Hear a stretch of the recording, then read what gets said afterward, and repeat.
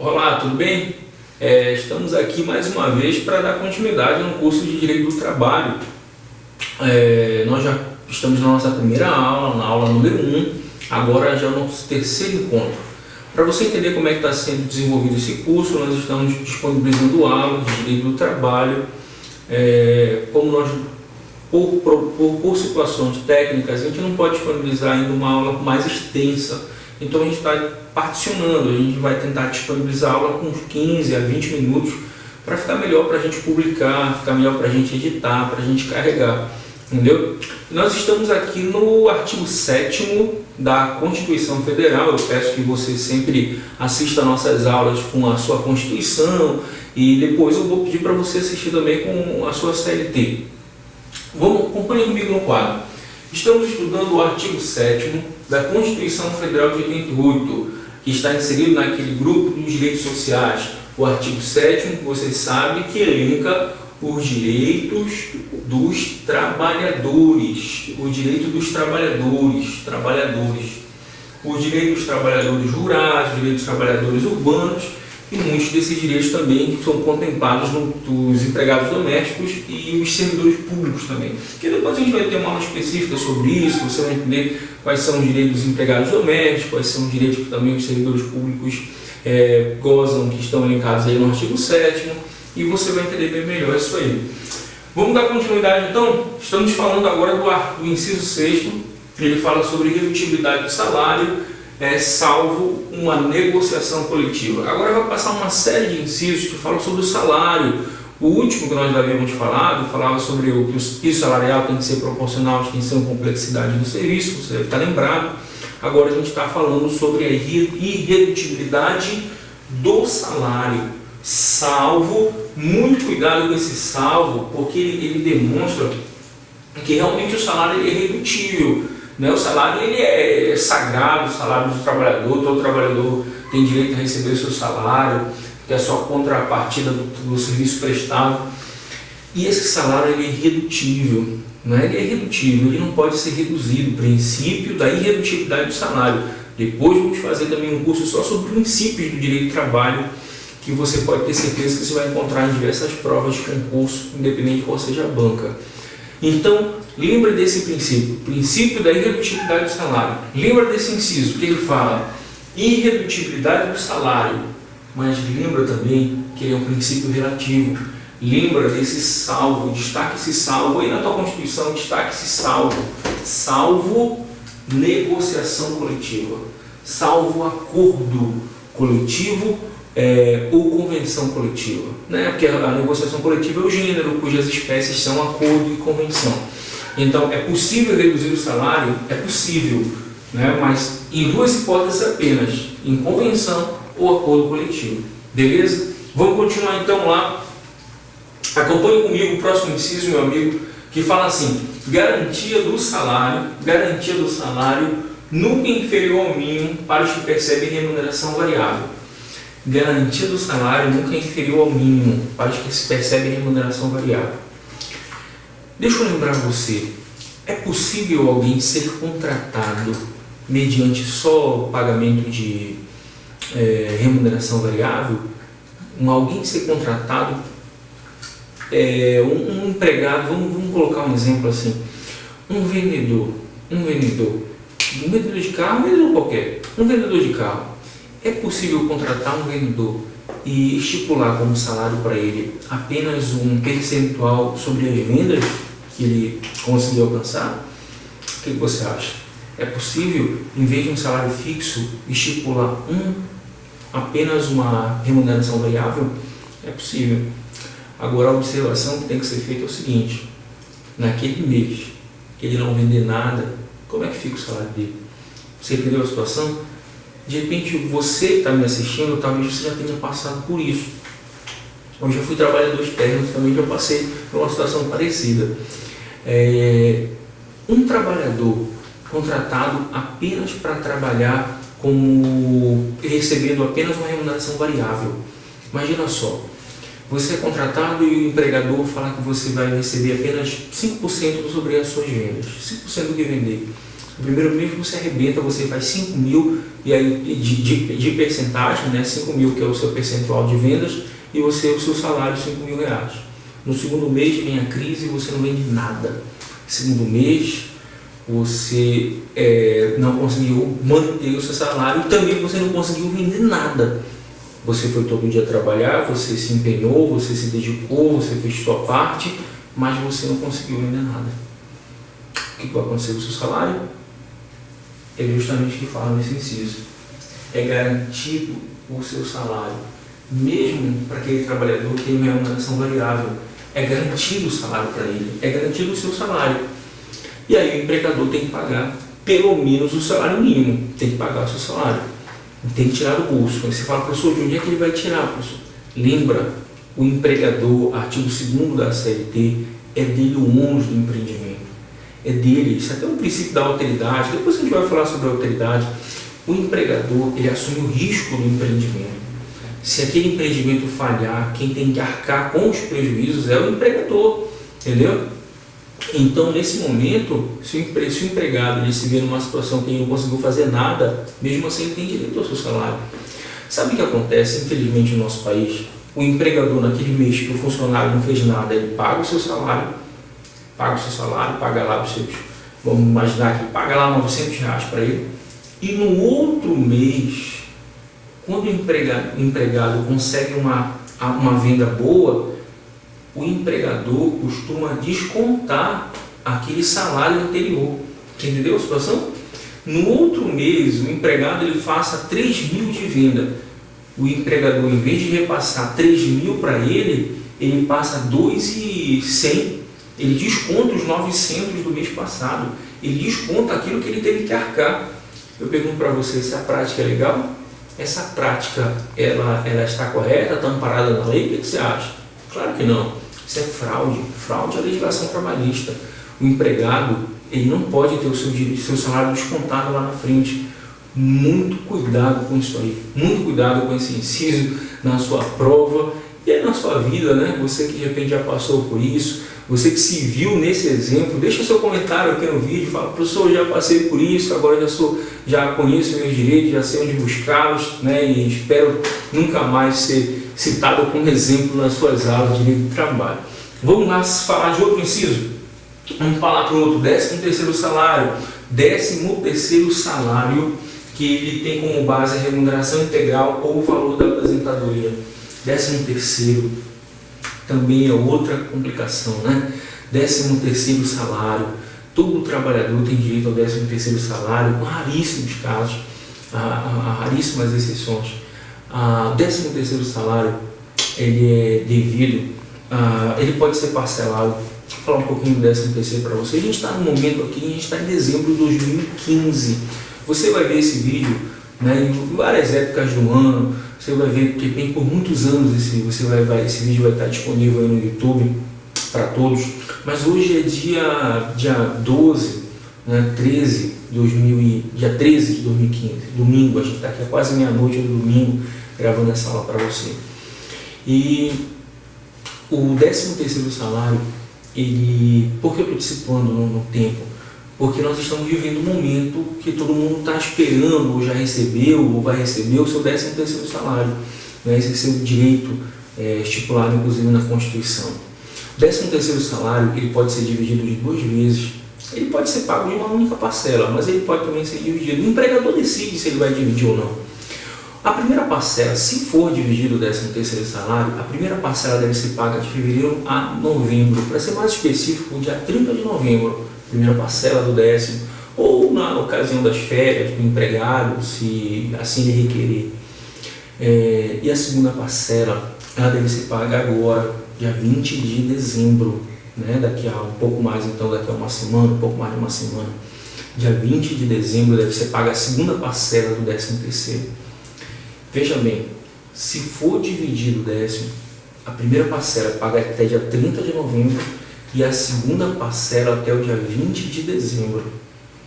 Sabe o que acontece? Muitos empregadores, eles não parcelam o 10º. Eles pagam uma única parcela e deixam para pagar em dezembro. Eu pergunto para você, essa prática é legal? pagar o 13º salário numa única parcela, mas deixar para dezembro, para o dia 20 de dezembro, pagar a totalidade, essa prática é legal? Não é. Isso também é burla a legislação trabalhista, isso também é fraude à legislação trabalhista. Muito cuidado, se de repente você conhece alguém que está nessa situação e você entendeu o caso, hoje é dia 13 de dezembro, você de repente conhece alguém que está nessa situação, ainda não recebeu a sua primeira parcela, o empregador disse que pagaria a segunda parcela, junto com a primeira pagaria só uma parcela, mas pagaria dia 20 de dezembro. Veja como está errado. Se ele paga em uma parcela só, ele deveria pagar dia 30 de novembro, ou seja, era para o trabalhador estar com seu 13º na mão.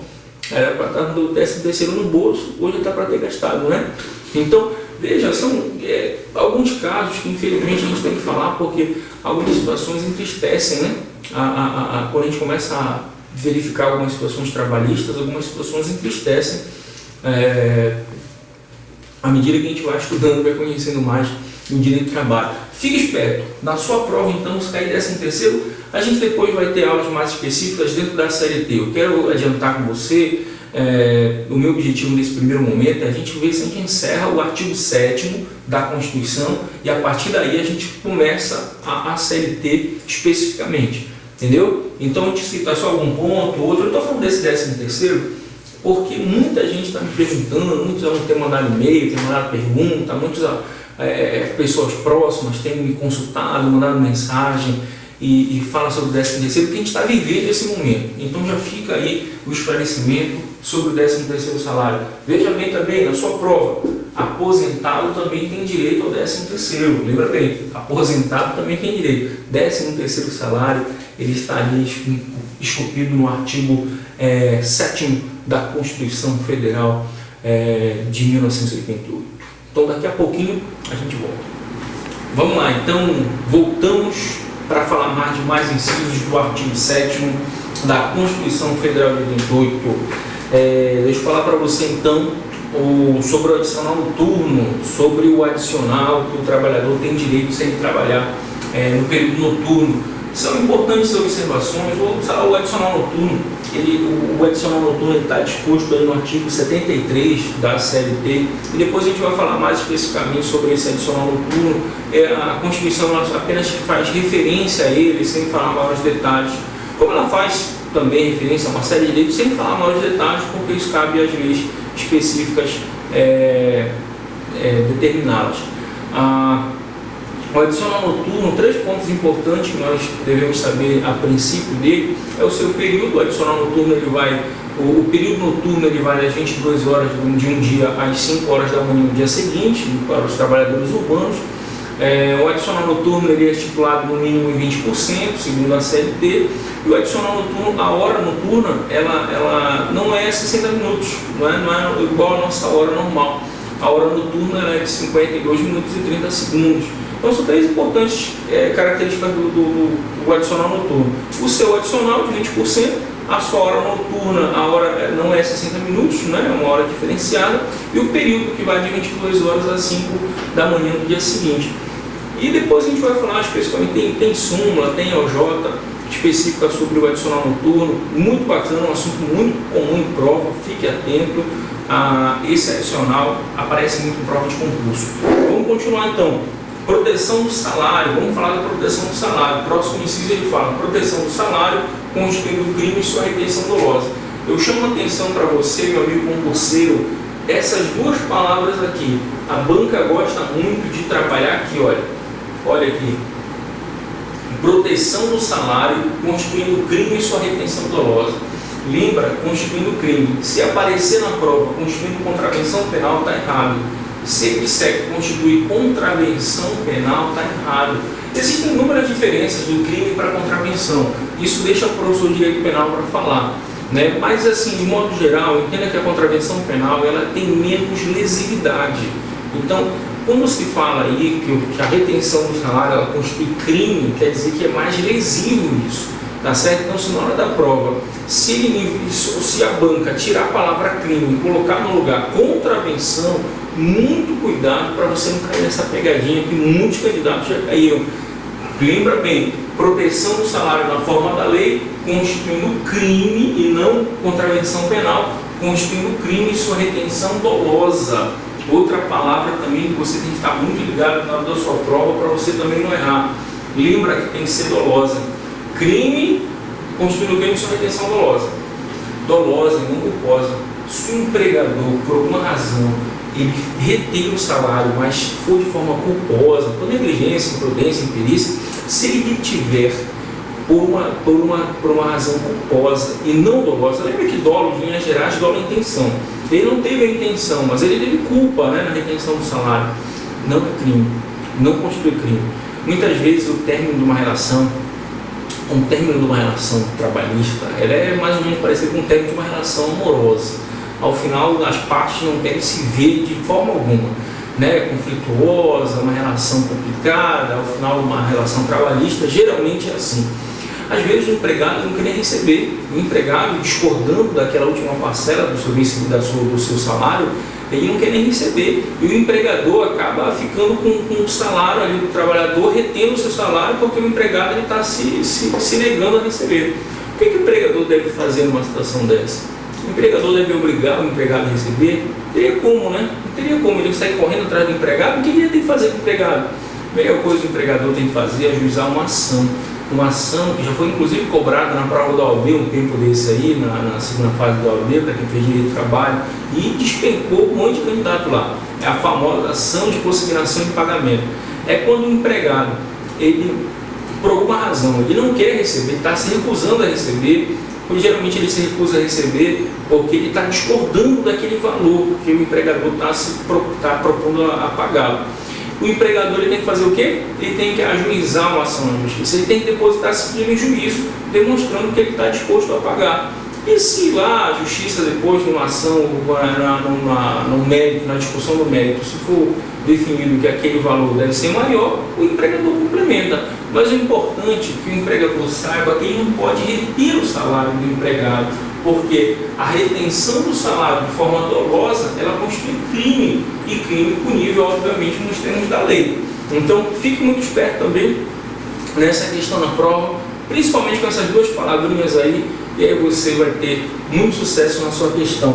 Vamos lá no próximo inciso, vamos ler o próximo inciso. Esse aqui eu vou fazer questão de ler aqui com vocês, porque ele é mais extenso, e você pode acompanhar comigo aqui na leitura na tela a gente vai colocar aqui o inciso para você acompanhar na sua casa, na nossa tela. Vamos lá então. Participação nos lucros ou resultados desvinculada da remuneração e excepcionalmente participação na gestão da empresa, conforme definido em lei. É a famosa PLR, participação nos lucros ou resultados. Né? Isso tem lei específica definindo sobre isso, é uma questão que não é muito comum em prova de concurso, e a gente também vai ter uma aula específica sobre essa PLR, a participação nos lucros ou resultados. É importante, eu quero fazer duas observações sobre a PLR. Servidor público, obviamente, não tem direito à participação nos lucros ou resultados, e empregado doméstico também não tem. Lembra que os empregados domésticos eles tiveram ampliado seus direitos, né, e muitos direitos estão sendo contemplados nos empregados domésticos, obviamente, como já deveria ter sido feito há muito tempo. Mas não são todos os direitos que os empregados domésticos têm. Não são todos. E é um erro falar que o trabalhador urbano e rural está equiparado com todos os direitos do empregado doméstico. É um equívoco isso. Lembra que isso aqui o empregado doméstico não tem. E é claro que ele não tem. O empregado doméstico não tem participação nos lucros ou resultados. Porque o empregado doméstico está numa relação com o seu patrão que não gera lucro. O empregado doméstico ele não está gerando lucro para o seu patrão. Aí você fala, professor, e se ele gerar lucro? Se o empregado doméstico, por alguma razão, ele gerar lucro, por exemplo, você tem uma cozinheira boa lá na tua casa, ela faz comida para todo mundo lá, ela serve muito bem, e você tem uma ideia de começar a vender marmitex feito por ela. Você está ganhando dinheiro, você está lucrando com essa